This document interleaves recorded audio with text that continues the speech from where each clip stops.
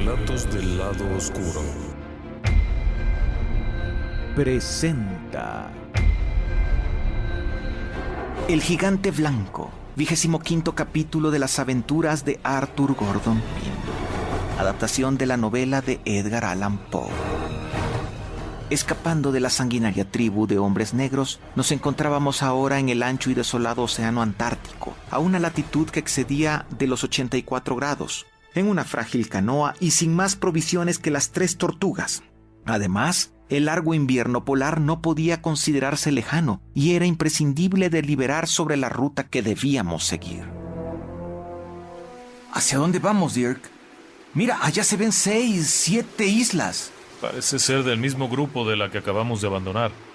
No sé tú, pero yo no tengo la menor intención de aventurarme en alguna de ellas. Debemos reconocer que, al contrario a todas las ideas que se tienen sobre el Antártico, entre más hacia el sur hemos viajado, hemos encontrado menos hielo y menos frío. Así que volver sería una locura, sobre todo en una época tan avanzada de la estación fría. Entonces solo hay una ruta posible. Vayamos hacia el sur.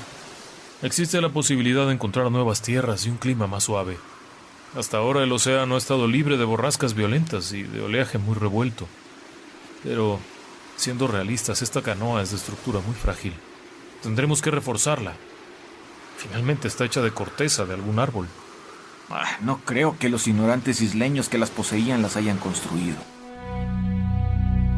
Días después, descubrimos, interrogando a nuestro prisionero, que en realidad las canoas habían sido construidas por los nativos de un archipiélago al sudoeste de la región donde las encontramos, habiendo caído accidentalmente en manos de nuestros bárbaros. Lo que hicimos por la seguridad de nuestra barca fue en verdad muy poco. Descubrimos algunas grietas anchas y nos las ingeniamos para taparlas con trozos de nuestras chaquetas de lana. Con ayuda de los remos sobrantes, levantamos una especie de armazón en torno a la proa para amortiguar la fuerza de las olas. Erigimos 2 remos a modo de mástiles y les atamos una vela hecha con nuestras camisas. Tú. Shh. A ver, ayúdanos. Toma este extremo de la vela. ¿Por qué no quiere ayudarnos? Nos ayudó en las otras tareas. Ven, sostén esto. Necesitamos que nos apoyes a colocar la vela. Tekelili. ¿Eso qué quiere decir? Parece que la vista de la tela blanca le impresiona. Ven acá y ayúdanos. Tekelili. No pudimos convencerlo, así que nos costó mucho trabajo colocar la vela. Cuando terminamos nuestros arreglos, navegamos hacia el sudeste por el momento, con la intención de sortear la isla más meridional del archipiélago que se hallaba a la vista. Después de hacer esto, pusimos proa al sur sin vacilar. El tiempo no podía considerarse desagradable. Teníamos una brisa suave y constante procedente del norte, un mar en calma y día continuo. No se veía hielos por parte alguna, ni siquiera habíamos visto un solo témpano después de franquear el paralelo del islote Bennett. En realidad, la temperatura del agua era allí demasiado templada para que pudiera existir hielo. Después de matar a la más grande de nuestras tortugas y obtener de ella no solo alimento, sino también una buena provisión de agua, proseguimos nuestra ruta, sin ningún incidente durante 7 u 8 días tal vez, durante los cuales avanzamos una gran distancia hacia el sur, porque el viento soplaba continuamente a nuestro favor y una corriente muy fuerte nos llevó constantemente en la dirección que deseábamos. 1 de marzo de 1828. Muchos fenómenos inusitados nos indicaron que estábamos entrando en una región nueva y maravillosa. Una alta cordillera de vapor gris aparecía constantemente en el horizonte sur, fulgurando a veces con rayos majestuosos, lanzándose de este a oeste y otros en dirección contraria, reuniéndose en la cumbre formando una sola línea. En una palabra, mostrando todas las variaciones de la aurora boreal. La altura media de aquella cortina de vapor, tal como se veía desde donde estábamos, era de unos 25 grados. La temperatura del mar parecía aumentar por momentos, alterándose perceptiblemente el color del agua. Al día siguiente, después de un insistente interrogatorio a nuestro prisionero, pudimos obtener más información. ¿Cómo te llamas? Yo, Dirk. Él, Arthur. ¿Tú quién eres? No. ¿Conoces el islote Bennett? ¿No? La isla. ¿Cómo se llama la isla de donde vienes? Sal. ¿Cuántas islas son en total? Mira mi mano, mira mis dedos. ¿Cuántos? 8. ¿Quién las gobierna? Hay un rey, hay un jefe, ¿qué es? Salemón. Nunu nos dio a entender que las pieles negras con las que se vestían los guerreros provenían de un animal enorme que se encontraba únicamente en un valle cerca de la residencia del rey. Pronunciaba las palabras Salemón Itzalal con un prolongado sonido silbante que nos resultó imposible imitar pese a nuestros repetidos esfuerzos. Ese sonido era precisamente el mismo que emitía la garza negra que nos comimos cuando estábamos refugiados en el barranco de la colina. Nunu nos dio muchos otros detalles sobre la isla de la masacre, de sus habitantes y de sus costumbres, pero no puedo detenerme ahora con esas cosas. 3 de marzo. El calor del agua era realmente notable y su color experimentó un rápido cambio. Perdió transparencia y adquirió una tonalidad lechosa y opaca. En nuestra inmediata proximidad reinaba la calma que no ponía en peligro la canoa, pero nos sorprendimos con frecuencia al percibir a nuestra derecha y a nuestra izquierda, a diferentes distancias, súbitas y dilatadas agitaciones de la superficie, las cuales iban siempre precedidas de extrañas fluctuaciones en la cortina de vapor hacia el sur. 4 de marzo. Hoy, con objeto de agrandar nuestra vela mientras la brisa del norte se apagaba sensiblemente, saqué del bolsillo de mi chaqueta un pañuelo blanco. Nunu estaba sentado a mi lado y al rozarle por casualidad el lienzo en la cara, le acometieron violentas convulsiones. ¡Tekelili! ¡Tekelili! ¡Calma, Nunu! 5 de marzo. El viento cesó por completo, pero era evidente que seguíamos impulsados hacia el sur bajo la influencia de una poderosa corriente. Hubiera sido razonable experimentar alguna alarma ante el giro que estaban tomando los acontecimientos, pero no sentimos ninguna. El rostro de Dick Peters no indicaba nada en este sentido, aunque a veces tuviera una expresión que yo no podía comprender. El invierno polar parecía avecinarse, pero llegaba sin sus terrores. Yo sentía un entumecimiento del cuerpo y el espíritu, una sensación de irrealidad. Pero eso era todo. 6 de marzo. La cordillera de vapor se elevó muchos grados por encima del horizonte y perdió gradualmente su tinte grisáceo. El calor del agua era extremo e incluso desagradable al tacto, y su tono lechoso cayó sobre la canoa y sobre la superficie del agua. No. ¿Por qué mataron a nuestros compañeros? ¿Por qué los mataron? No responde. Ni siquiera levanta la cabeza. Está dominado por el terror. ¿Por qué los de tu tribu mataron a los marineros?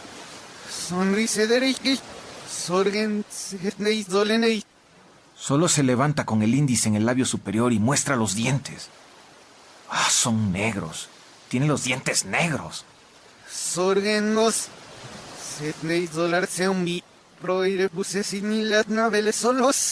¿Qué quiere decirnos? 8 de marzo. Hoy flotó cerca de nosotros uno de esos animales blancos, cuya aparición en la playa de Tzalal causó terror entre los salvajes. Hubiera querido atraparlo, pero me invadió una repentina indiferencia y me contuve. El calor del agua siguió aumentando y ya no podíamos mantener mucho rato la mano dentro de ella. También se produjo una violenta agitación del agua muy cerca de la canoa. Fue acompañada como de costumbre por una fulgurante fluctuación del vapor en su cumbre y una momentánea separación en su base. Un polvo blanco y fino, semejante a la ceniza, cayó sobre la canoa y sobre la superficie del agua mientras la llameante palpitación se disipaba entre el vapor y se apaciguaba en el mar. Nunu se arrojó entonces al fondo de la barca y no hubo manera de convencerle para que se levantase. Peters habló un poco y Nunu no hacía más que suspirar. 9 de marzo. Caía incesantemente sobre nosotros un polvo blanco y fino en grandes cantidades. La cordillera de vapor al sur se elevó prodigiosamente en el horizonte y comenzó a tomar una forma más clara. Solo pude compararla con una catarata infinita, precipitándose silenciosamente en el mar desde alguna inmensa y muy lejana muralla que se alzase en el cielo. La gigantesca cortina corría a lo largo de toda la extensión del horizonte sur y no producía ruido alguno. 21 de marzo. Sombrías tinieblas se cirnieron sobre nosotros, pero de las profundidades lechosas del océano surgió un resplandor luminoso que se deslizó por los costados de la barca. Estábamos abrumados por aquella lluvia de cenizas blanquecinas que caían sobre nosotros y sobre la canoa, pero que se deshacían al caer en el agua. La cima de la catarata se perdía por completo en la oscuridad y en la distancia, pero era evidente que nos acercábamos a ella a una velocidad espantosa. A intervalos eran visibles en ella unas anchas y claras grietas, aunque solo momentáneamente, y desde esas aberturas, dentro de las cuales había un caos de flotantes y confusas imágenes, soplaban unos vientos impetuosos y poderosos, aunque silenciosos, rasgando en su carrera el océano incendiado. 22 de marzo. La oscuridad aumentó sensiblemente, atenuada tan solo por el resplandor del agua que reflejaba una blanca cortina que teníamos delante. Múltiples aves gigantescas de un blanco pálido volaban sin cesar por detrás de la cortina de vapor, y cuando se alejaban de nuestra vista escuchábamos su eterno grito, ¡Tekelili! En ese momento, Nunu se agitó en el fondo de la barca, y al tocarle nos dimos cuenta de que su espíritu se había extinguido. Estaba muerto. Y entonces nos precipitamos en brazos de la catarata, en la que se abrió un abismo para recibirnos. Pero he aquí que surgió en nuestra senda una figura humana de proporciones mucho mayores a las de cualquier habitante de la tierra, con el rostro velado. La piel de aquella figura tenía la inmaculada blancura de la nieve. El gigante blanco. Las aventuras de Arthur Gordon Pym. 25º capítulo. Edgar Allan Poe. Otra de las fuentes de inspiración para Edgar Allan Poe en su novela Las aventuras de Arthur Gordon Pym de 1838 fueron las publicaciones del explorador científico Jeremiah N. Reynolds. Reynolds, quien también era editor de un periódico, escritor y abogado, era partidario de la teoría del capitán Sims de que la Tierra era hueca.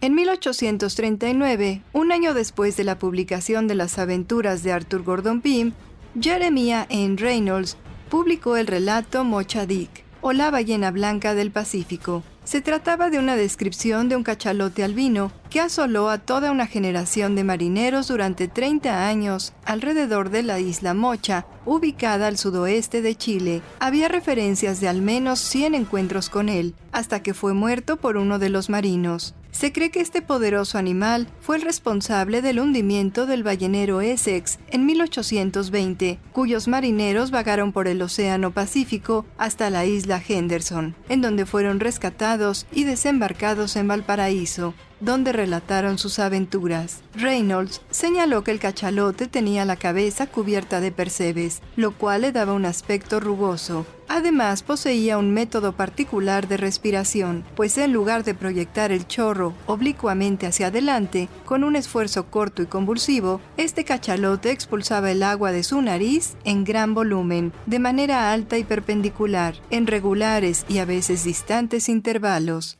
Su expulsión producía un continuo rugido, como el tremor agobiante de la válvula de seguridad de una máquina de vapor potente. Muchos capitanes trataron de cazarlo. A veces se mostraba dócil nadando al lado de los barcos, pero cuando era atacado, respondía con ferocidad y astucia, y era muy temido por los arponeros. Cuando se agitaba emitía sonidos y se revolvía agresivamente, en ocasiones con el cuerpo entero fuera del agua.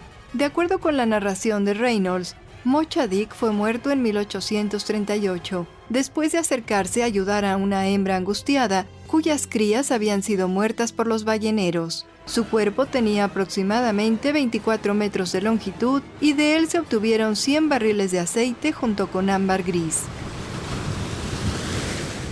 12 años después, impactado por esta obra, Herman Melville escribió su novela Moby Dick. La bestia marina, así como el misterioso color blanco de la misma, también fueron retomados por Poe, Lovecraft y Verne en sus propias obras. Ha habido otros encuentros con cachalotes blancos. Un ballenero sueco afirmó haber capturado una ballena macho muy vieja frente a las costas de Brasil en 1859. Un hombre de Nantucket aseguró haber arponeado una ballena blanca en 1902. En 1952, la revista Time reportó el arponeo de una ballena blanca en las costas del Perú, y desde 1991 se ha reportado la presencia de una ballena jorobada cerca de Australia, llamada Migaloo, que significa persona blanca en la lengua nativa de una región australiana. En abril de 2012, un equipo de científicos rusos vieron a una orca adulta completamente blanca, a quien nombraron Iceberg. Reynolds hizo una expedición al Polo Sur en 1829. Llegó a la costa antártica, comprobando que había un continente de hielo sólido y sin vegetación. Reynolds y su tripulación no murieron de hambre porque encontraron leones marinos. Después de algunos días regresaron hacia el norte, pero en Valparaíso la tripulación se amotinó para dedicarse a la piratería y dejaron a Reynolds junto con otro hombre en tierra. En 1832, el barco Potomac, bajo el mando de John Downes, iba de regreso en un viaje comercial alrededor del mundo. Reynolds se le unió como su secretario privado y escribió un libro sobre ese viaje. Poe admiraba el trabajo del explorador y se refirió a él como un hombre activo e inteligente, con carácter indomable que no aceptaba derrotas. Poe cita e incluso usa algunas de las descripciones de Reynolds en su capítulo 14 de las aventuras de Arthur Gordon Pym. De igual manera, hay un paralelismo entre la isla de Sumatra, que Reynolds describió como la tierra de Ofir, mencionada en la Biblia, que tiene una montaña cuyo nombre parece significar ceniza, y los extraños sucesos que viven Pym y Peters al final de la novela de Poe, donde se les nubla la mente y sienten somnolencia mientras un extraño vapor sube del agua que se agita extrañamente bajo la canoa, al mismo tiempo que cae un polvo blanco que les recuerda la ceniza. Reynolds señaló que Sumatra podría ser la isla a la que el rey Salomón envió a buscar oro, plata, marfil, simios y pavos reales. En la novela de Poe se menciona que el nombre del rey de las 8 islas salvajes es Salemón o Psalemón. Algunos piensan que lo hizo para ridiculizar a ese importante líder religioso.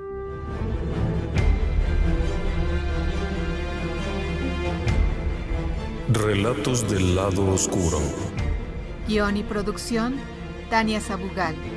Voces: José Ramón Cantalapiedra, Michel Marín, Rosa Águila, Carlos Zárate, Yolanda Lemus, Eduardo Sabugal, Laura Gaeta y Alejandro Estrada.